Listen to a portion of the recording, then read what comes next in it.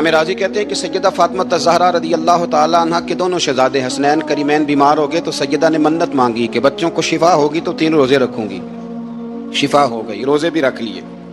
اور جب مولا علی شیر خدا روزہ رکھنے کے لیے بیدار ہوئے، سیدہ فاطمہ الزہرا بیدار ہوئی تو امام حسن اور حسین بھی اٹھ گئے. 7-8 سال کی عمر. اماں جی ہم نے بھی رکھنا ہے. صبح کھجور اور دودھ سے روزہ رکھ لیا گیا. عین افطاری کے وقت مولا علی کہتے ہیں فاقے چل رہے تھے، کہیں سے میں جون لایا تھوڑے سے. سیدہ فاطمہ الزہرا نے پیس کر روٹیاں پکائیں. وہ وقت جو بڑا مشکل ہوتا ہے افطار کا، کہتے ہیں اس وقت جب کھانے کے لیے بالکل ہاتھ آگے بڑھنے لگے اور امید تھی کہ ابھی سیدنا بلال اللہ اکبر کہیں گے تو روزہ کھلے گا، لیکن ابھی چند ہی منٹ رہتے تھے کہ دروازے پر ایک فقیر نے صدا دی. کہنے لگا سارے مدینے کے دروازے کھٹکھٹا آیا ہوں، قحط ہے، فاقہ ہے، اے رسول اللہ کے خاندان والوں، میں یتیم ہوں. کسی نے بتایا ہے کہ اور کوئی دروازہ کھلے نہ کھلے سیدہ کا دروازہ تیرے لیے ضرور کھلے گا، کیا یتیم کو روٹی ملے گی؟ تو حضرت مولا علی نے بچوں کی طرف دیکھا ہی تھا کہ امام حسن ساری روٹیاں جا کے دروازے پہ دے آئے. کھجور اور پانی سے افطار ہو گیا. صبح پھر کھجور اور دودھ سے روزہ رکھا. امام راضی کہتے ہیں عین وہ وقت جب افطار کا ٹائم آیا تو پھر دروازے پہ کسی نے صدا دی. کہا اے رسول اللہ کے خاندان والوں، میں مسکین ہوں، رات سے روٹی کھائی ہے، نہ صبح کھا سکا نہ دوپہر. کسی نے بتایا ہے کہ اس دروازے سے خالی کوئی نہیں جاتا. امام حسن نے پھر سارا لنگر اٹھایا اور پھر جا کے دے دیا. تیسرا دن پھر ہوا. مجھے لگتا ہے جب افطار کا ٹائم آیا ہوگا نا تو یہ خود ہی سارے دروازے پہ دیکھتے ہوں گے، یہ کوئی آیا نہیں لینے والا ابھی تک. لگتا ہے کہ نظریں دروازے پہ تھیں. عین افطار کے وقت 3 روٹیاں جب جوں کی پک کے آئی تو ایک بھکاری نے صدا دی. کہنے لگا میں قیدی ہوں، آج ہی قید سے رہائی ملی ہے، پہلے دن کسی کے دروازے پہ صدا دی ہے، روٹی ملے گی. امام حسن وہ کھانا دے کے واپس لوٹے. کھجور اور پانی سے افطار ہوا اور جیسے ہی مسجد نبوی میں تینوں باپ بیٹا نماز پڑھنے گئے تو مولا علی کہتے مجھے بتانا نہیں پڑا. رسول کریم نے میری طرف دیکھ کے فرمایا علی تیرا، فاطمہ کا، حسن اور حسین کا 3 دن والا عمل خدا کو بھی بڑا پسند آیا ہے اور محمد مصطفیٰ کو بھی بڑا پسند آیا، وہ بڑا پسندیدہ عمل. میں کہتا ہوں کہ حضرت فاطمہ نے نا ان کی تربیت پہلے ہی کر دی تھی. 3 دن بغیر افطار کے روزہ رکھنے کی وہ ٹریننگ گھر سے ہو چکی تھی. اب میدان کربلا میں 3 دن بھوکا پیاسا رہنا ان کے لیے مشکل نہیں تھا. وہ تو ان بچوں کے لیے مشکل ہوتا ہے جو کھانا دیر سے پکنے سے برتن توڑنے شروع کر دیتے. وہ بچے بلیک میل ہوتے ہیں جن کو ایک وقت ان کے پسند کا کھانا نہ ملے تو وہ گھر میں جو ہے وہ ادھم شروع کر دیتے ہیں. جن کی ماں نے عادت ڈالی ہو کہ بیٹا 3 دن بھوکے پیاسا رہنا ہوا تو رہ لینا لیکن کسی بھی باطل کے ساتھ کمپرومائز نہ کرنا، ان کے لیے اتنا مشکل نہیں تھا. ان کی تربیت ہوئی، ان کی ٹریننگ ہوئی، پھر اللہ نے ان کی سیرت میں رنگ بھرے، ان کے کردار میں حسن آیا، وقار آیا. حضرت امیر معاویہ رضی اللہ تعالیٰ عنہ نے ایک شخص کو بھیجا مدینہ منورہ شام سے. تو اس نے کہا میں نے امام حسین سے ملنا ہے، تعارف کیا ہے؟ جناب امیر معاویہ فرمانے لگے مسجد نبوی میں جانا جس کے گرد لوگ سب سے زیادہ ادب سے بیٹھے ہوں اور جس کی باتیں سب سے زیادہ میٹھی ہوں اور جس کی نظریں سب سے زیادہ جھکی ہوں اور جس کے چہرے پر تمہیں سب سے زیادہ وقار نظر آئے وہی علی کے بیٹے حسین ہوں گے. جو سب سے زیادہ تمہیں وہاں ماحول کے اندر جو شخص نظر آئے پوچھنے کی ضرورت نہیں پڑے گی. تو شخص کہتا میں مدینے آیا تو میں نے واقعی ایک شخص کو دیکھا، شہد کے گرد مکھیوں کا اتنا ہجوم نہیں ہوتا جتنا امام حسین کے گرد رسول اللہ کے غلاموں کا ہجوم تھا، لیکن نظریں جھکی ہوئی، باتیں میٹھی، لہجہ گداز، لفظوں میں رانائی. اور لوگ کئی باتیں پوچھتے تو علی کے صاحبزادے ایک آدھ جملہ بولتے تو لگتا یہ کہ وہ جملہ سیدھا دل میں اترتا چلا جاتا ہے. امام علی مقام کے کردار میں نا کچھ باتیں بڑی زیادہ تھیں، بہت زیادہ تھیں، بڑا حسن تھا. ایک بات تو یہ تھی امام حسین رضی اللہ تعالیٰ عنہ کا علم و فضل بڑا کمال کا تھا. ایک دفعہ صحابہ میں مسئلہ بن گیا کہ بچہ پیدا ہوتا ہے تو اس کا وظیفہ کیسے لگانا ہے. امام حسین کا علم و فضل بتا رہا ہوں، علم و فضل. تو بات بڑی پیچیدہ ہو گئی. حضرت عبداللہ ابن زبیر کے پاس لوگ آئے، کہنے لگے کہ آپ بڑے صاحب علم و فضل ہیں، آپ نے حضور علیہ الصلوۃ والسلام کے ساتھ وقت گزارا ہے، تو مسئلے کو حل کریں کہ بچہ پیدا ہونے کے بعد حکومت اگر وظیفہ لگائے گی تو کب لگائے گی. جب بحث طول پکڑ گئی، مسئلہ حل نہیں ہوتا تھا، تو حضرت عبداللہ ابن زبیر کہنے لگے ہم سے نہیں حل ہوگا، ایک بندہ ہے جس کے سینے میں رسول اللہ صلی اللہ تعالی علیہ وسلم کے نور نبوت کا فیضان ہے، وہ یہ مسئلہ حل کریں گے۔ تو کہا وہ کون سے؟ آپ فرمانے لگے جب ہم سے مسائل حل نہیں ہوتے تو ہم ان کے علم سے فائدہ اٹھاتے ہیں۔ کہا کون ہے؟ کہا جناب امام حسین۔ تو لوگ حضرت امام حسین کے پاس گئے، کہ حضرت یہ ایک مسئلہ الجھ گیا ہے کہ بچہ پیدا ہو تو وظیفہ کب لگانا ہے؟ فرمایا الجھنے والی بات ہی کوئی نہیں، پیدا ہونے کے بعد جب وہ پہلی دفعہ آواز نکالے تو اس کا وظیفہ لگا دو۔ اس کا مطلب یہ ہے کہ وہ دنیا میں آ گیا ہے، اس نے اپنے آنے کا اظہار کر دیا ہے، اعلان کر دیا ہے، اب اس کا وظیفہ لگا دو۔ تو اس پر پھر صحابہ کا اتفاق ہو گیا۔ امام حسین کے علم سے، فضل سے لوگ فیض اٹھاتے تھے۔ پھر اس کے ساتھ ساتھ امام حسین کا ذوق عبادت بڑا شاندار تھا، بڑا زبردست ذوق۔ علامہ جوزی نے لکھا ہے وکان الحسین رضی اللہ تعالی عنہ فاضلا کثیر الصوم والصلاۃ والحج والصدقۃ وافعال الخیر جميعا۔ آپ فرماتے ہیں کہ امام حسین زیادہ نمازیں پڑھنے والے تھے، کثرت سے سجدے کرنے والے، کثرت سے روزے رکھنے والے، زیادہ حج کرنے والے، اور امام حسین صدقہ دینے والے اور نیکی کے کاموں میں شدت کرنے والے تھے۔ امام حسین کا جو ذوق عبادت تھا وہ اتنا شاندار تھا کہ آپ فرض نماز کے علاوہ روزانہ 100 رکعت نماز نفل ادا فرمایا کرتے۔ اور امام حسین فرماتے زندگی میں کبھی ایسا نہیں ہوا کہ 3 دن گزر گئے اور حسین کا قرآن پاک ختم نہ ہوا۔ 25 حج کیا امام حسین نے مدینہ منورہ سے مکہ مکرمہ پیدل جا کے، 25 حج۔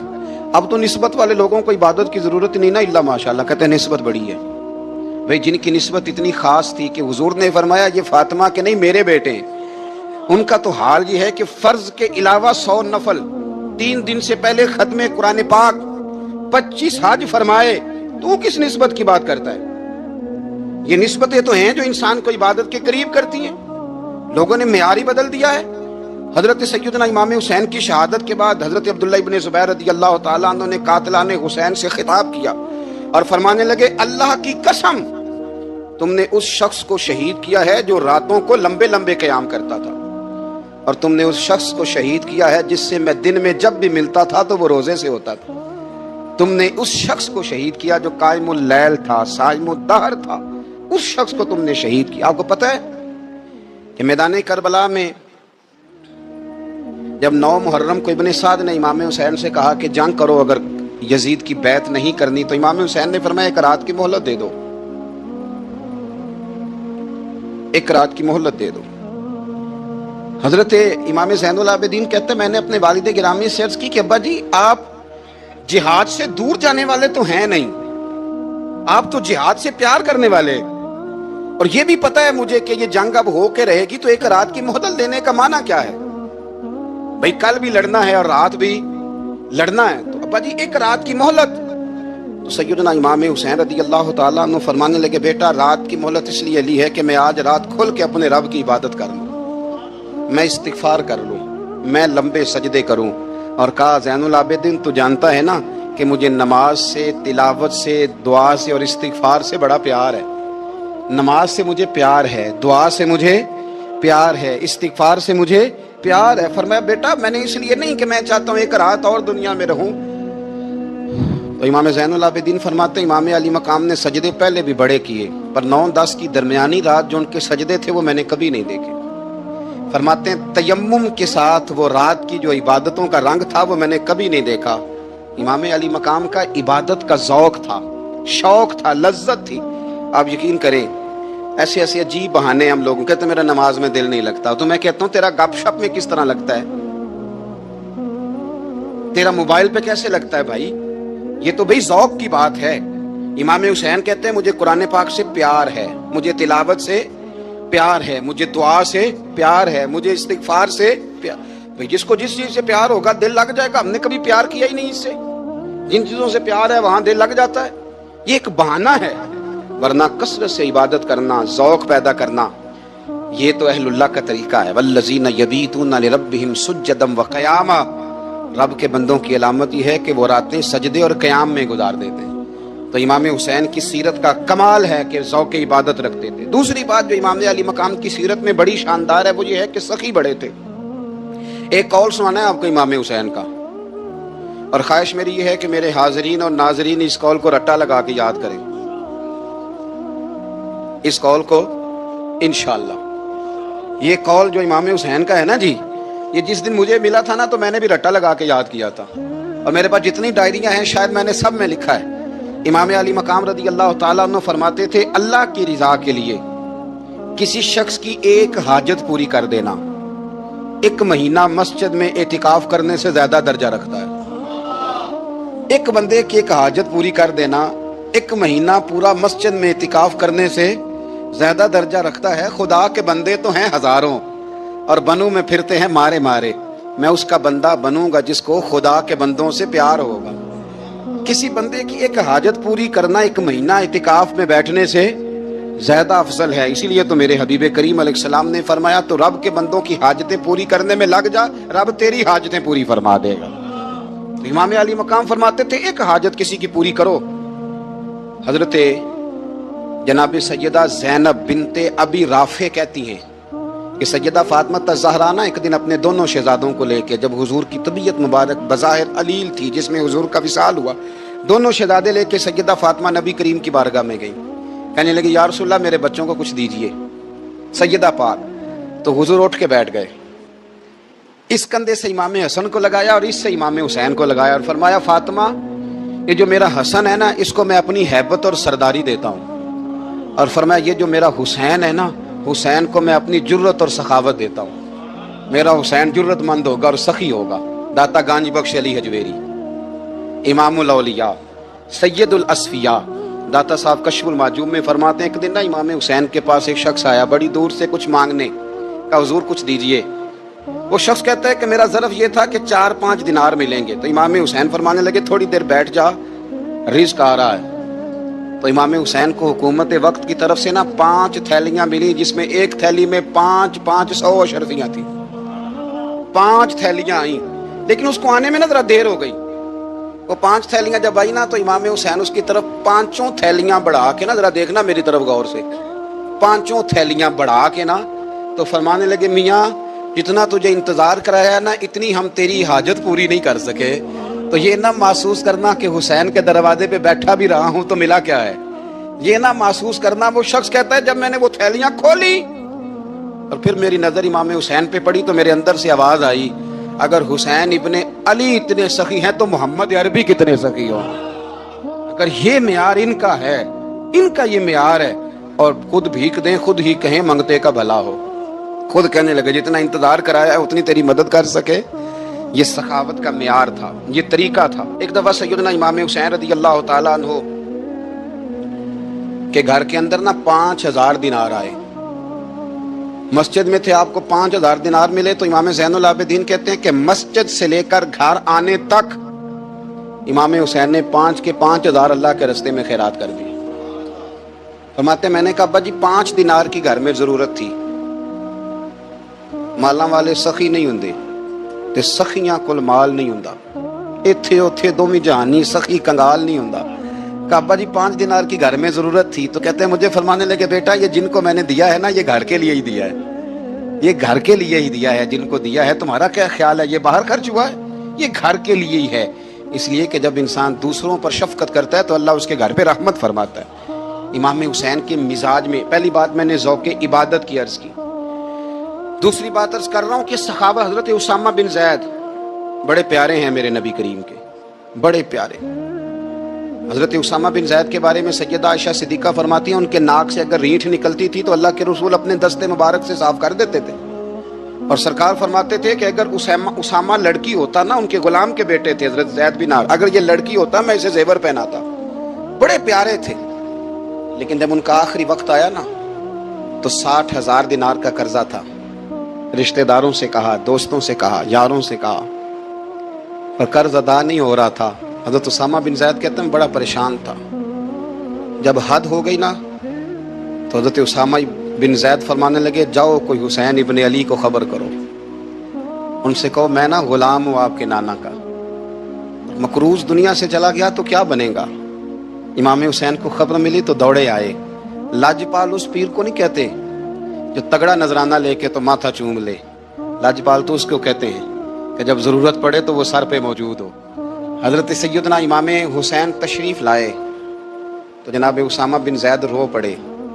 کہنے لگے حضور میں نے نا غلامی کی ہے آپ کے نانا کی، اور اس غلامی پہ ناز ہے، اب 60,000 دینار کا قرضہ لے کے دنیا سے جاؤں گا تو میری قبر پہ بوجھ رہے گا۔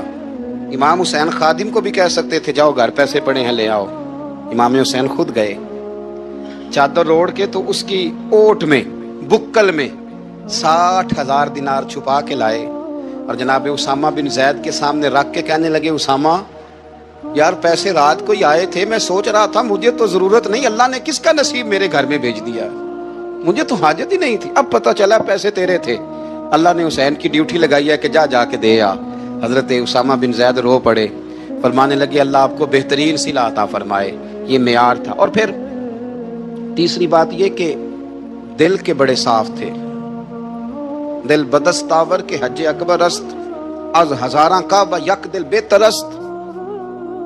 شیخ سعدی کہتے ہیں کہ درویش کہتے ہیں کہ کسی کا دل رکھ لینا نا، دل راضی کر دینا کعبے کا 1000 بار حج کرنے سے بہتر ہے۔ دل بدستاور کے حج اکبر است، کسی کا دل راضی کرنا حج اکبر ہے۔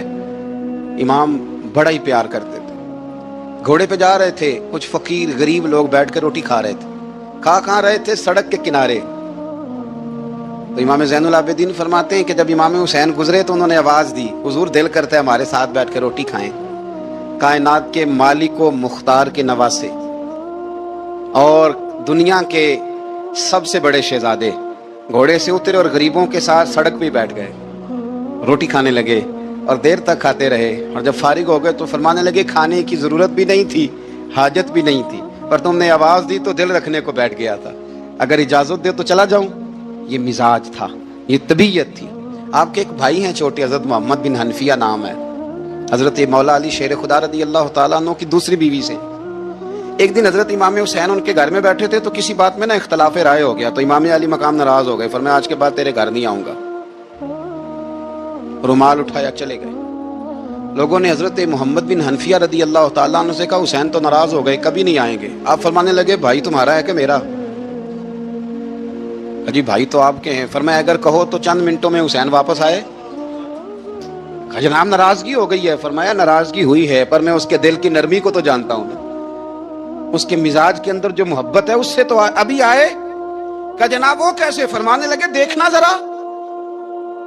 تو امام حسین نے خط لکھا، حضرت محمد بن حنفیہ نے رکا لکھا، کہنے لگے حسین میرے باپ کا نام بھی علی ہے اور آپ کے باپ کا نام بھی علی ہے، پر ایک فضیلت ایسی ہے جس میں میں آپ کا مقابلہ نہیں کر سکتا، وہ یہ ہے کہ آپ سیدہ فاطمہ الزہرا کے لال ہیں، اب محمد مصطفیٰ علیہ السلام کے نواسے ہیں۔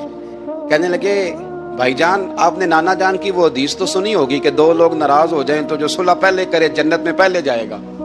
فرمانے لگے دل میرا کر رہا تھا کہ پہلے صلح کر لوں، لیکن پھر بڑے بھائی کو پشت کروں گا جنت میں جاتے ہوئے، یہ بھی تو بے ادبی ہے نا۔ اب خط میں نے لکھ دیا ہے، آپ کا جو ارادہ ہو۔ امام حسین نے خط پڑھا تو آنکھوں میں آنسو آ گئے، پھر سے رومال اٹھایا، بچے پوچھنے لگے کہاں جا رہے ہیں؟ کہا بھائی کے گھر جا رہا ہوں۔ کہا آپ تو ناراض تھے؟ فرمایا تھا ناراض پر ہے تو میرا بھائی نا، ہو گئی بات ختم۔ بڑی دل میں نرمی، طبیعت میں سوز، لہجے میں گداز، لیکن اس کے ساتھ ساتھ امام حسین رضی اللہ تعالیٰ عنہ کا جذبہ جہاد، امام حسین کی استقامت۔ آج لوگ ادھر ہوتے ہیں جس طرف ہوا کا رخ ہوتا ہے، آج لوگوں کی سوچوں کا زاویہ یہ ہے کہ جدھر رش زیادہ ہوگا ہم بھی ادھر جائیں گے۔ ہم یہ نہیں دیکھتے حق کس طرف ہے، ہم یہ دیکھتے ہیں رش کس طرف ہے۔ امام حسین رضی اللہ تعالیٰ عنہ نے رش نہیں دیکھا، حق دیکھا۔ امام حسین رضی اللہ تعالیٰ عنہ استقامت کے وہ پہاڑ ہیں، معمولی آدمی نہیں تھے۔ فرزق شاعر کہتا ہے کہ میں نے امام حسین سے کہا تھا، میں نے کہا لوگوں کی تلواریں یزید کے ساتھ ہیں پر دل آپ کے ساتھ ہیں، دل آپ کے ساتھ ہیں۔ امام حسین رضی اللہ تعالیٰ عنہ نے زمانے کے حالات نہیں دیکھے، حق اور سچ دیکھا۔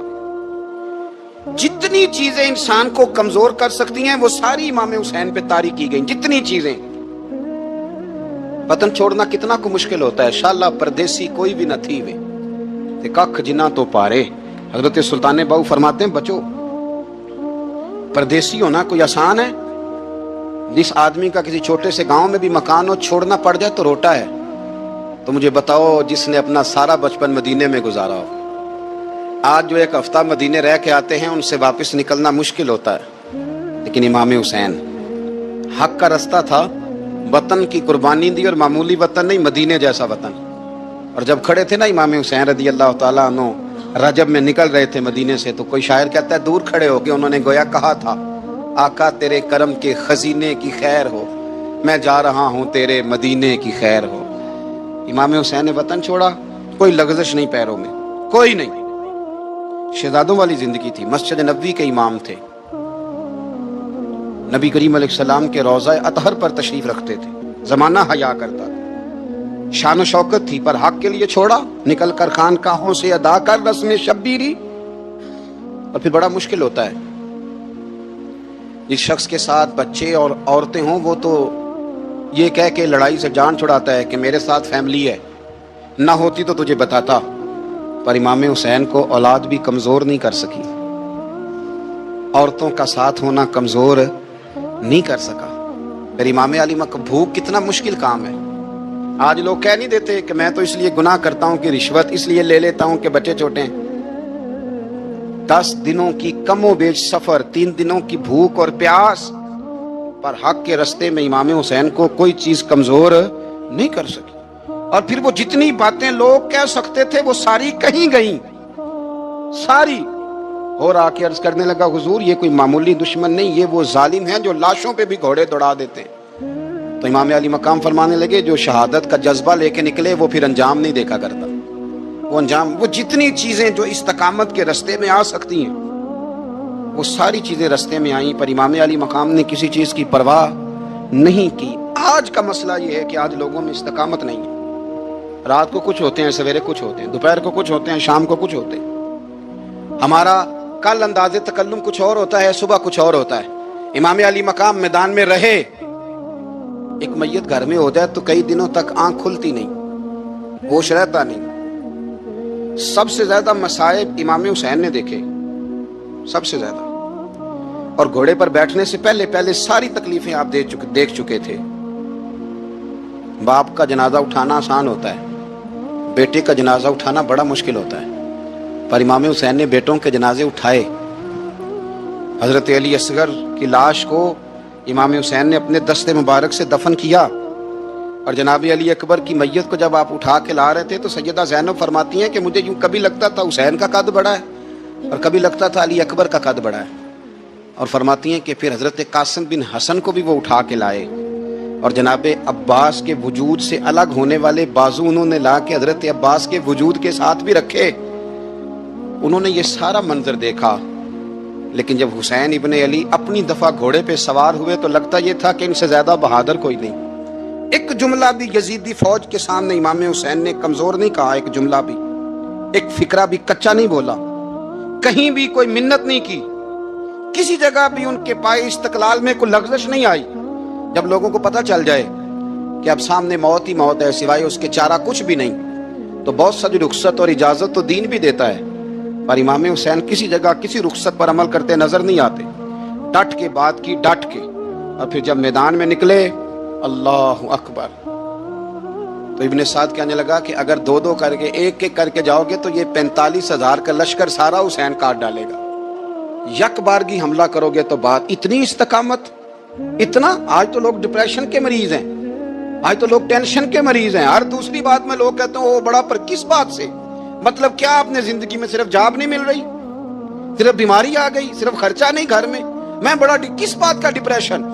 इमाम हुसैन की जिंदगी बतलाती है कि वो लोग भी कोई दुनिया में कमाल हासिल कर सकते हैं जो छोटी छोटी बात पे रोते हैं। माल भी है, जवानी भी है, घर भी है, मकान भी है, बच्चे भी हैं, इज्जत भी है, सिर्फ पैसे नहीं। और इंसान है कि आंखें नहीं खुल रही, वो समझता मैं किसी काम का ही, फकत पैसे नहीं बस। ओ खुदा के बंदो, इमाम अली मकाम ने फरमाया सारा कुछ लुटा के भी जो मैदान में खड़ा रहे उसे हुसैन इब्ने अली कहा जाता है, उसे हुसैन इब्ने अली कहा जाता है। हुसैन इब्ने अली की शान रिफत कोई क्या जाने, हसन जाने, अली जाने, नबी जाने, खुदा जाने।